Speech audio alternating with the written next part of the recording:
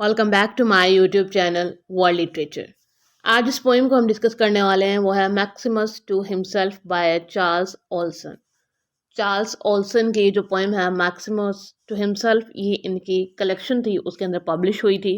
इस पोइम में एक फ़िलोसफिकल मैसेज है, एक फ़िलोसफिकल आइडियोलॉजी को जो है वो डिस्कस किया गया है। अब वो फ़िलोसफिकल आइडियोलॉजी क्या है, हम उसको डिस्कस करते हैं। सबसे पहले जो है वो अपने राइटर को डिस्कस करते हैं। हमारे जो राइटर हैं इनकी बर्थ हुई थी चार्ल्स ऑल्सन की 27 दिसंबर 1910 में। इनकी डेथ हुई थी 10 जनवरी 1970 में। और ये सेकंड जनरेशन मॉडर्निस्ट जो अमेरिकन पोइट थे उनमें से हैं। इनसे जो पहले की जनरेशन थी उसमें एजरा पाउंड और विलियम कार्लस विलियम्स थे। और इनके बाद आने वाली जो जनरेशन है उसमें जो है वो न्यू अमेरिकन पोइट्स थे। तो मीन्स कि अगर हम ऑल्सन की बात करें तो ये first generation and second generation, उन दोनों के दरमियान एक लिंक है। इस वजह से इनको काफ़ी ज़्यादा जो है वो important writer as a poet जो है वो कंसीडर किया जाता है। आज जो पोएम हम डिस्कस करने वाले हैं मैक्सिमस टू हिमसेल्फ, ये जो पोएम है इनकी पोएम्स की कलेक्शन थी द मैक्सिमस पोएम्स, उसमें ये जो है ना वो पब्लिश हुई थी। और 1983 में इनकी ये कलेक्शन पब्लिश हुई थी और इसको पब्लिश करवाया था यूनिवर्सिटी ऑफ कैलिफोर्निया प्रेस ने। ये हो गया हमारी पोएम का इंट्रोडक्शन। अब डिस्कस करते हैं अपनी पोएम का टाइटल। टाइटल में दिया गया है मैक्सिमस टू हिमसेल्फ। अब यहाँ पे ये जो मैक्सिमस है ये एक करेक्टर है जो बिल्कुल हमारे राइटर को यहाँ पे रिप्रेजेंट कर रहा है, ऑल्सन को। मीन्स के राइटर ने, ऑल्सन ने अपने नेम की बजाय जो है वो एक करेक्टर जो है उसको यहाँ पे इमेजनरी एक करेक्टर ले लिया है, उसको यूज़ किया है और उसके थ्रू जो है वो अपनी आइडियाज़ को जो है वो कन्वे किया है अपने रीडर तक। जिस तरह के इस पोएम में इन्होंने इसको जो है वो लिया है मैक्सिमस को। अब ये जो मैक्सिमस है ये एक ज्योग्राफी को भी शो यहाँ पे करवा रहा है। मीन्स के जहाँ पे ऑल्सन की बर्थ हुई थी वहीं पे एक सी है और उसके आसपास ये जो सारी पोइम है नरेट की गई है।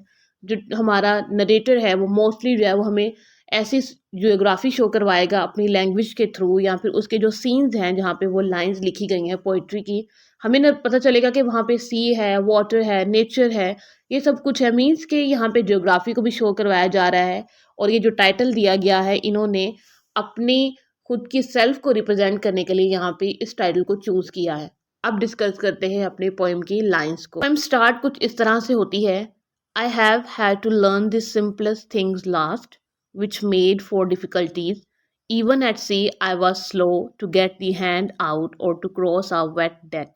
अब ये जो लाइंस है ना इसके अंदर सबसे पहले जो है वो हमें एक फ़िलोसफिकल कॉन्सेप्ट मिलता है।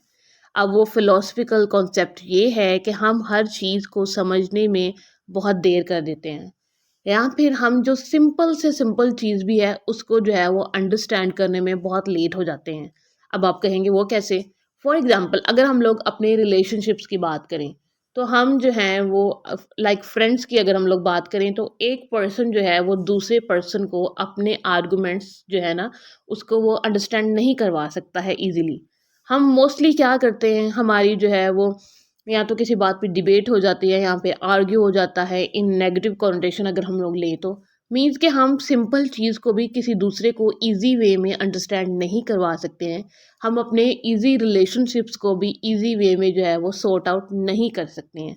तो राइटर जो है वो यहाँ पे हमें सबसे पहले तो अपनी कंडीशन, अपनी साइकोलॉजिकल कंडीशन, अपने फिलोसफिकल थॉट जो है वो इन लाइन्स में बता रहे हैं कि जो सिंपल चीज़ें हैं उनको अंडरस्टैंड करना भी बहुत डिफ़िकल्ट है। और जब तक हम अंडरस्टैंड करते हैं तब तक बहुत लेट हो चुका होता है। और राइटर कहता है कि इवन कि अगर मैंने किसी सी को भी क्रॉस करना हो ना, मीन्स कि वहाँ पे पानी होगा तो मुझे हेल्पिंग हैंड भी किसी का चाहिए। तो उस हेल्पिंग हैंड को लेने के लिए भी मैं बहुत लेज़ी हूँ, बहुत स्लो हूँ। मैं जो हूँ इतना शार्प नहीं हूँ कि मैं जल्दी से किसी का हेल्पिंग हैंड लूँगा और उस वेट सी से जो है वो गुजर के अपनी डेस्टिनेशन की तरफ चला जाऊँगी। नेक्स्ट लाइन्स हैं, the sea was not finally my trade, कि सी ही मेरा कोई फाइनल ट्रेड नहीं है। But even my trade at it, I stood estranged from that which was most familiar, was delayed, and not content with the man's argument that such postponement is now the nature of obedience. यहाँ पे ये जो lines हैं इसके अंदर सबसे पहले तो राइटर ने कहा है कि जब मैं उस वेट सी को क्रॉस करता हूँ तो मेरा जो पर्पज़ है वो सिर्फ ये नहीं है कि मुझे जो है वो अपनी ट्रेड पे पहुँचना है।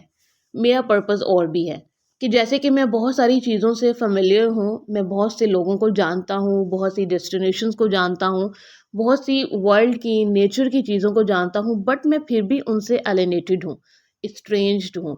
मैं उनसे वैसे कनेक्टेड नहीं हूँ, मेरा उनसे जो डिस्टेंस है वो बहुत ज़्यादा है। और जो मेरा ये डिले करना है चीज़ों का, उस चीज़ की ये अंडरस्टैंड राइटर जो है वो नहीं कर पा रहा है, यहाँ पे जो मैक्सिमस हमारा कैरेक्टर है वो नहीं कर पा रहा है। नेक्स्ट लाइन्स हैं, that we are all late in a slow time, that we grow up many and the single is not easily known। अब यहाँ पे जो है वो एक ह्यूमैनिटी की बात की है, यहाँ पर यूनिवर्सल एक बात की गई है, यूनिवर्सल एक ट्रुथ बताया गया है कि हम जो है ना वो सभी किसी ना किसी चीज़ में बहुत ज़्यादा लेट हो जाते हैं, या फिर हम जो है वो सभी ना कहीं जो है वो स्लो होते हैं। हम जो है वो किसी भी चीज़ को अंडरस्टैंड करने में डिले कर देते हैं। हम कोई भी अपनी कमिटमेंट जो हमारी होती है उसको पूरा करने में हम बहुत ज़्यादा डिले कर देते हैं, और हम इसी चीज़ के साथ जो है वो ग्रो करते रहते हैं और हम बड़े हो जाते हैं, और एट द एंड जो है वो हम जो है वो मीनिंग को फाइंड आउट कहीं ना कहीं जो है। नेक्स्ट लाइन में थोड़ा सा डिफरेंट मैसेज दिया गया है, it could be though the sharpness I note in others makes more sense than my on distances the agilities. अब यहाँ क्या कहते हैं कि मैं जब दूसरे लोगों को देखता हूँ, जब मैं दूसरे इंडिविजुअल्स को, ह्यूमन बीइंग से मेरा कनेक्ट होता है ना, तो वो मेरे से ज़्यादा शार्प है।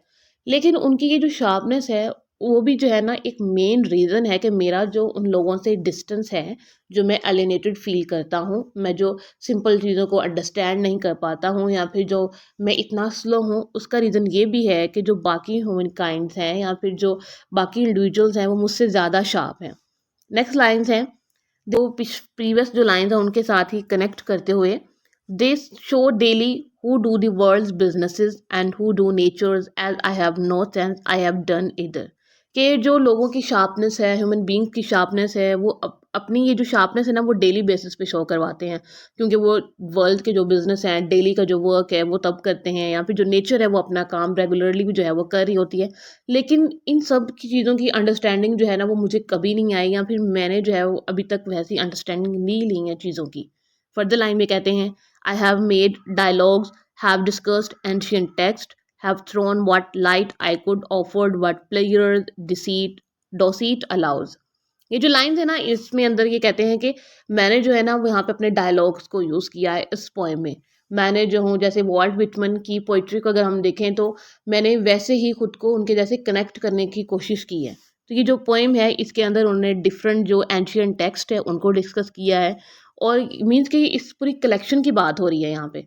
ये जो लाइन्स हैं इन्होंने डायलॉग्स को यूज़ करके जो है वो अपना जो पॉइंट ऑफ व्यू है वो रीडर के सामने रखा है, रदर देन कोई स्ट्रिक्ट ग्रामेटिकल रूल्स या फिर कोई स्ट्रिक्ट ग्रामेटिकल स्ट्रक्चर को लेकर नहीं चले हैं। लाइन्स है, but the known this I have had to be given a life a love and from one man the world tokens, but sitting here I look out as a wind and waterman testing and missing some proof।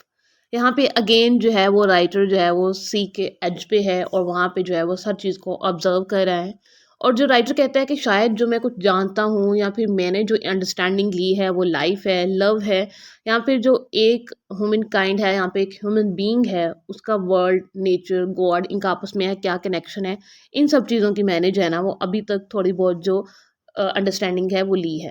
Further line में कहते हैं, I know the quarters of the weather where it comes from where it goes, but the stem of me this I took from their welcome और their rejection of me. यहाँ पे जो lines हैं यहाँ पे बहुत ही फिलोसफिकल ये lines हैं, इसके अंदर राइटर ने अपना डीप जो फिलोसफिकल आइडिया है वो दिया है। कहते हैं कि जो वेदर्स है ना मैं जानता हूँ कि कब आते हैं और कब जाते हैं, और उसके बाद कहते हैं कि जो मेरी आइडेंटिटी है वो कहाँ से बनती है, वो दूसरे लोगों के परसेप्शन से बनती है कि कोई इंसान मुझे कैसे देखता है, मुझे कैसे परसीव करता है, अगर चाहे वो मुझे एक्सेप्ट कर रहे हैं या रिजेक्ट कर रहे हैं तब भी, ना ही उसकी वजह से मेरी जो एरोगेंस है वो इंक्रीज़ हो रही है, ना ही मेरी जो एरोगेंस है वो डिक्रीज़ हो रही है। लेकिन जो मेरी आइडेंटिटी है वो बनती उसी चीज़ से है कि दूसरे लोग मुझे कैसे परसीव करते हैं। हम अक्सर अपनी डेली लाइफ में भी इस चीज़ को बहुत ज़्यादा एक्सपीरियंस करते हैं कि किस तरह से कोई इंसान या फिर वर्ल्ड या सोसाइटी हमें जज कर रही होती है, हम वैसे ही बनना स्टार्ट हो जाते हैं। बट एक ये रॉन्ग वे है, क्योंकि हमें अपनी आइडेंटिटी जो है वो खुद बनानी चाहिए, हमें जो अपने अंदर जो गुड एंड बैड थिंग्स हैं वो खुद डिसाइड करें। उनकी जो फाइनल लाइंस हैं उसके अंदर राइटर कहते हैं, it is undone business I speak of this morning with the sea stretching out from my feet. यहाँ पे ये जो sea stretching out from my feet है, इसका मीनिंग ये है कि जो सी है ना वो मेरे सामने जो है वो स्ट्रेच होता ही जा रहा है, फैलता ही जा रहा है, फैलता ही जा रहा है, और जो मेरे सामने जो फ्यूचर अपॉर्चुनिटीज़ हैं वो आती ही जा रही हैं, आती ही जा रही हैं, और मैं जो हूँ ना उनकी अंडरस्टैंडिंग जो है वो नहीं ले रहा। और मेरे बहुत सारे जो अनडन बिजनेस है, मेरा बहुत सारा ऐसा काम है जो कि जिसको एड्रेस करने की मुझे ज़रूरत है। मीन्स कि बहुत सारी ऐसी चीज़ें हैं जो मैंने पेंडिंग की हुई हैं और मुझे वो करना है, और मेरे सामने जो बहुत सारी अपॉर्चुनिटीज़ हैं, होप्स हैं, फ्यूचर है, करियर है। मीन्स के ये जो मेरे सामने सी है ना, ये एक एज अ लाइफ को भी हम यहाँ पे यूज़ कर सकते हैं। ये जो लाइफ है हमें बहुत सारी मीनिंग्स देती है। इसमें हार्डशिप्स भी हैं, बहुत सारी चीज़ें बहुत ईज़ी भी होती हैं, बहुत सारी डिफ़िकल्ट भी होती हैं। कभी ऐसा पॉइंट भी हमारी लाइफ़ में होता है कि हमें जो है वो बिल्कुल ही हम होपलेस हो जाते हैं, बिल्कुल ख़त्म हो जाती हैं चीज़ें।